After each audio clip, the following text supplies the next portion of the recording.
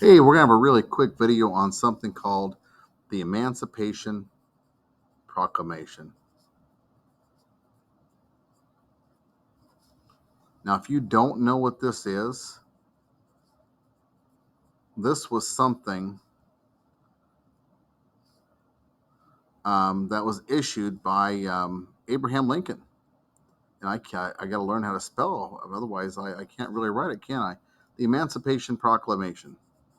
And generally, like I said, important topics. If you ever watch my videos, I have a certain way of outlining those and making sure they're noticed right at the get-go.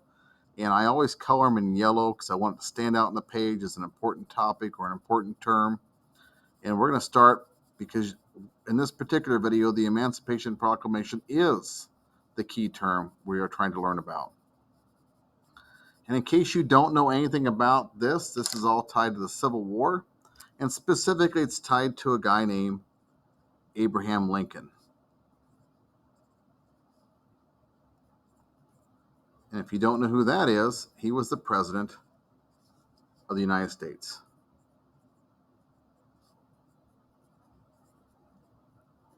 Now, Abe Lincoln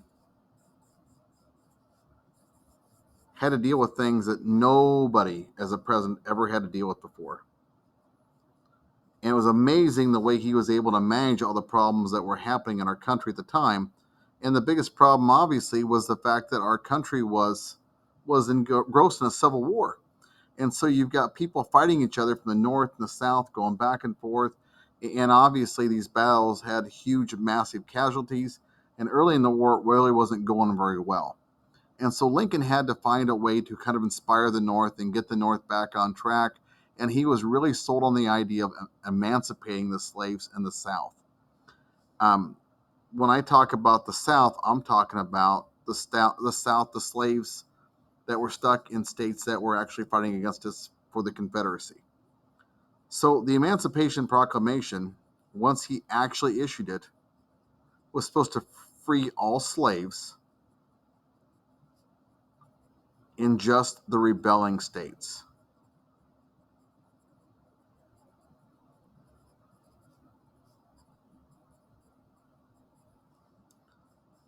I got to make a strong point of saying that because it wasn't in states that weren't rebelling, just in states that were rebelling.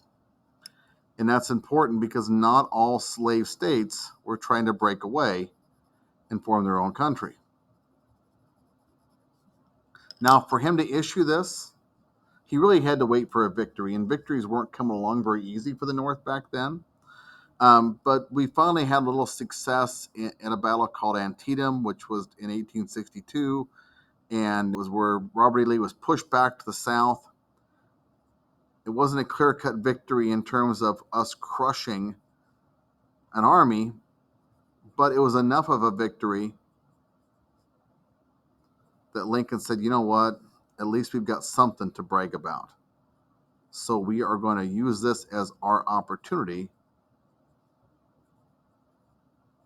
to declare independence.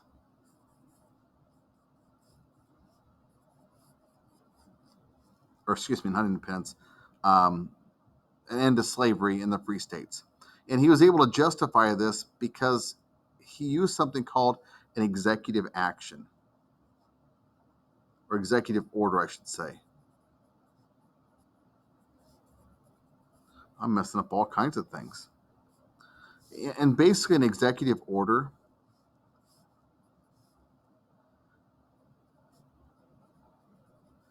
is an order used by the president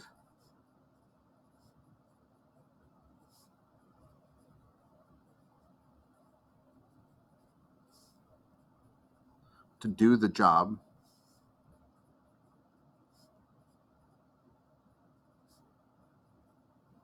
he or she, we haven't had a she yet, but it's bound to happen, he or she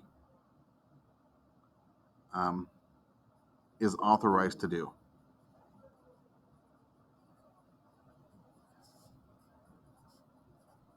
So, in other words, Abe Lincoln is authorized to defeat the South. That's his job. His job is to win the war. He's commander in chief. And so, in his perspective, it makes sense to free the slaves in the South.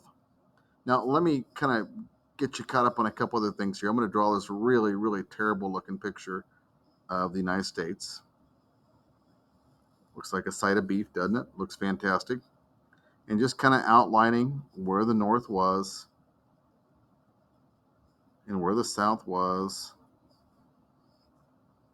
And along the way, you've got these other states that are not um, fighting for the South, but yet still aren't willing to give up their slaves. These particular states are called border states. And border states stay with the Union. And because they were part of the Union, Lincoln didn't want to make them mad by taking away their slaves. But he also knew the slaves in the South were helping the Southern effort to fight the war. And so, let's write these down. This is kind of an important term. We should probably make sure we make note of it here.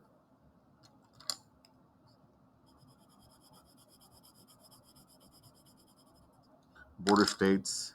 Remember what I just said they were? Slave states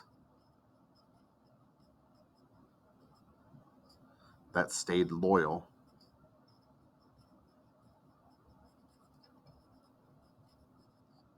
to the Union.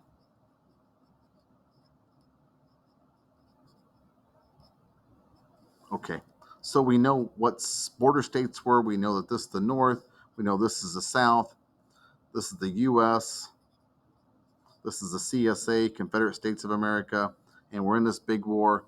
And Lincoln knows that, wait a second, the South is using these slaves to support their war logistically. They're working in fields, they're working in factories, they're doing things to support the war effort.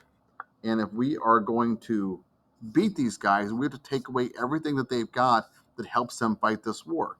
So this is what Lincoln reasoned.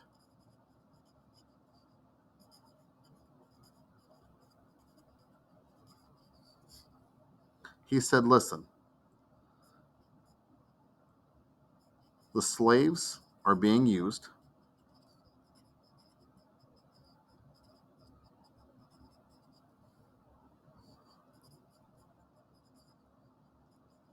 to help the South wage war.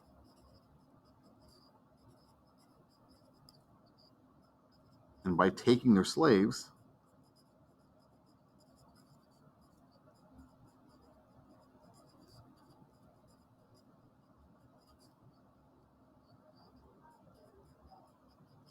the Confederacy is weakened.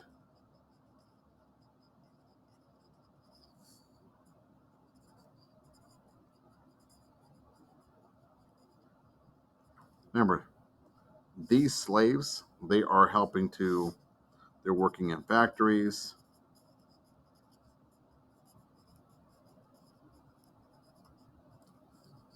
They are um,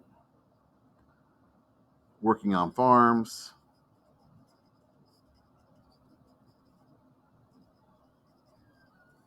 They're just doing lots of menial work. And if you can take away their ability to do that work, then all of a sudden the South doesn't have as many resources to fight that war as they had before, thus giving Lincoln an advantage over the South.